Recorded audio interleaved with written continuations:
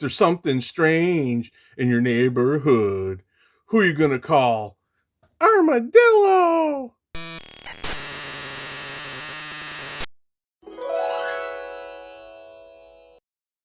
Hey, what's up, you guys? This is AJ coming to you once again from the Thwip side, and tonight I want to share with you my review of the Marvel Legends What If Wave Dr. Stephen Strange Evil version. As you can see here, I already have him out of the packaging.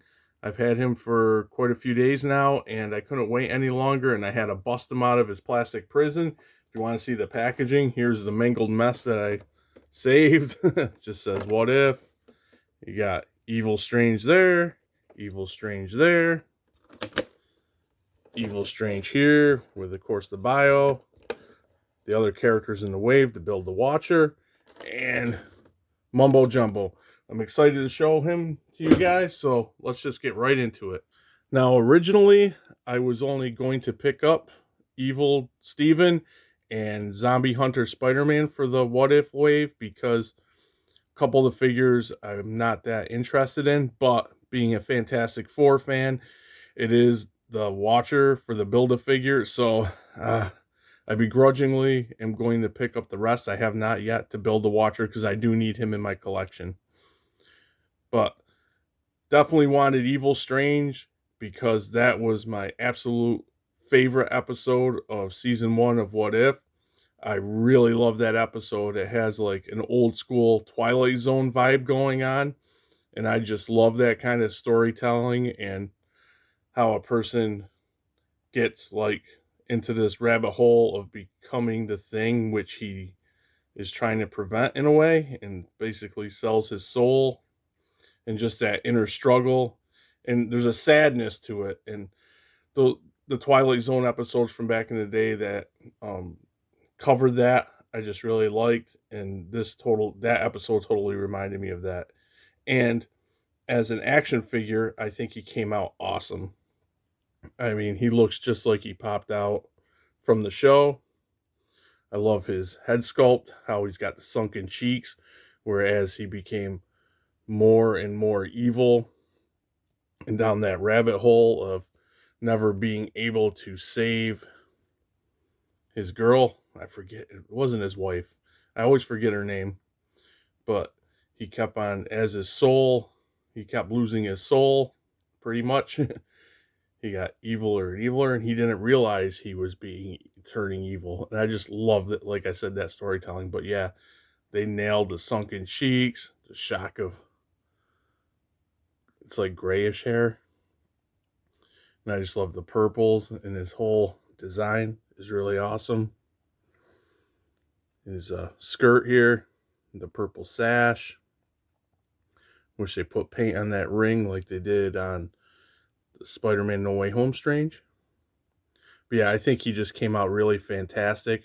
Once again, just like the No Way Home Strange, we get this power effect that's sculpted into his hands, which I think is awesome. And it is different. It's not reused from that Strange. And I like how they chose green this time.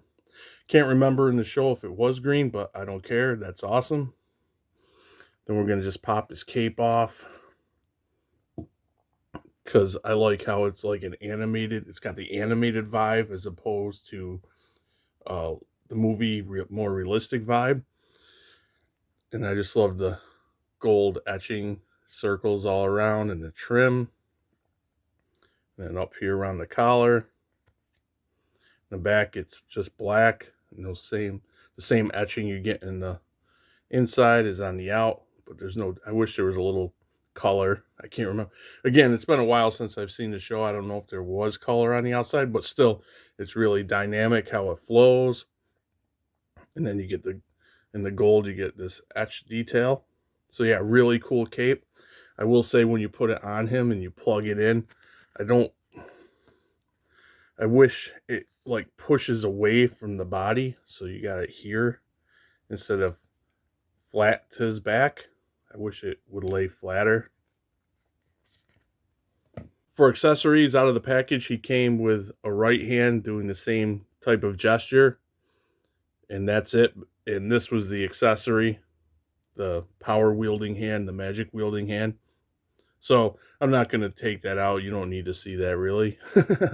And then, of course, I guess you can call the cape an accessory. So basically 2 accessories, but hey, for this figure, it's fine for me. And I really like that. Maybe I wish we got another a magic wielding hand like we got in the No Way Home Strange, where we had 2. Articulation wise, I feel that he articulates very nicely.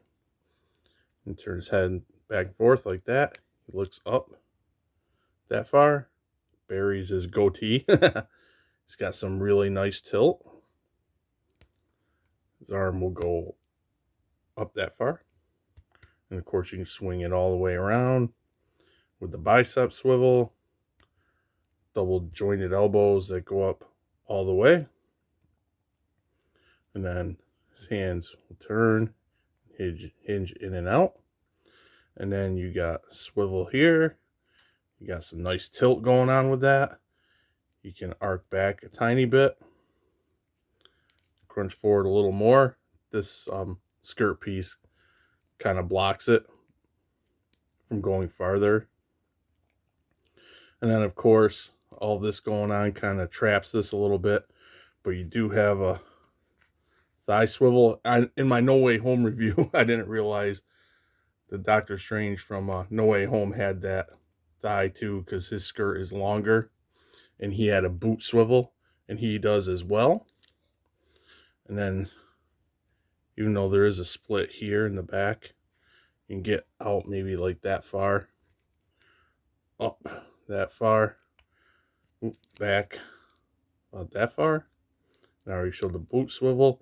Then you got the double jointed knees, but unless you want to get through that part in the skirt, it goes about that far. Then you got the boot that goes back a lot, forward decent amount, and the pivot. And here he is with the Spider-Man No Way Home Armadillo Build-A-Figure Wave Doctor Strange that I already reviewed. And I think they look pretty cool together. I know definitely he has a more animated vibe, but you could try to fudge it and have them battle it out in like a MCU-ish type battle, I guess. I cannot wait for the Target exclusive Evil Doctor Strange from the Multiverse of Madness. Hopefully I get it. I put it on pre-order, but I've never pre-ordered anything from Target, and I hear horror stories, so crossing my fingers that I actually get it. Bottom line for me is that I really love this Doctor Strange What If figure. Like I said, my favorite episode, actually it's probably my favorite, that What If episode is probably my favorite single episode for the MCU show so far. Just thought it was fantastic. He translated nicely. Hasbro did a great job. I also forgot to mention, I did touch on the cheeks, but I also love the darkness around his eyes. Just fantastic job of, like I said, translation from show to figure. And the only gripe I really have about him is the cape. I wish it would sit flat when it's pegged in. Sticks out away from the body and also pushes this part up so it doesn't lay flat on his shoulders. That's the gripe I have with this figure, but overall, very fantastic figure, especially if you're a fan of the show in general. And I need that watcher, so besides the zombie Spidey, I'll be getting the rest. And I know by the time I get them, it'll be kind of late in the game to review these figures, but I will still share them with you all in case you are on the fence like I was and wanted to check them out. And then definitely when I finally build the watcher, I'll be sharing my thoughts on him as well. And that'll about wrap it up. As always, thanks for watching. Please hit that like button, consider subscribing, hitting the like button, whipping that notification bell, and I will catch you guys all right back here on the Thwip side. Later.